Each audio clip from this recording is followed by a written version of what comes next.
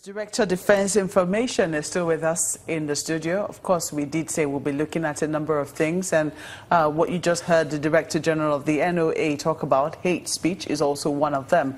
And I'm sure that there are follow-up questions from Lagos. Gentlemen.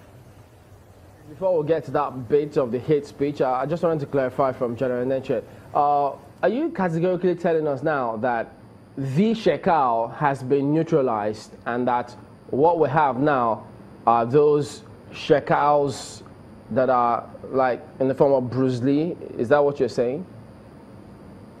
You see, I don't expect you to put words in my mouth that I will tell you categorically a Shekau or the Shekau according to you, the one that you know very well has been neutralized. All I have told you is that there have been several Shekaus. There have been several instances, over 5 times, and they will continue to knock out any Shekau that comes on stream. So that is what I still stand on.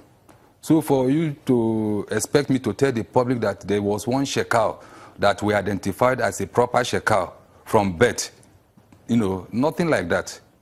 It is just by name that we came to understand that there is a Shekau that was in a camp, and we have been knocking so many Shekaus out, and we continue to knock them out.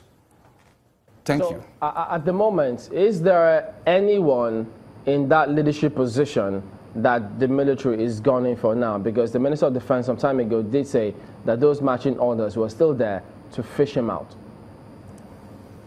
They will always come up until they are completely eliminated. That I can assure you, because from the history of insurgency and terrorism, that is what happens, except for the feat that the United States of America achieved by identifying specifically Osama bin Laden. If that is not done, you will continue to expect such synonyms, such people that will carry big names, and so forth. And in that case, the Nigerian military will continue to act in the area like I've told you before. Told people before that will continue to knock out any big name that come up, big in quote, Shekau. Let me ask you, there was this interview granted by Honorable Adamu Kamale. He's a member of the House of Reps. He's from Adamawa State, Madagali specifically. And over the weekend, he spoke to the press, and here's what he said. He says, quote, "I am from this place, and I can authoritatively tell you that my people are not safe. The military is always feeding Mr. President with the wrong information that things are normalizing. It's not true." End of quote.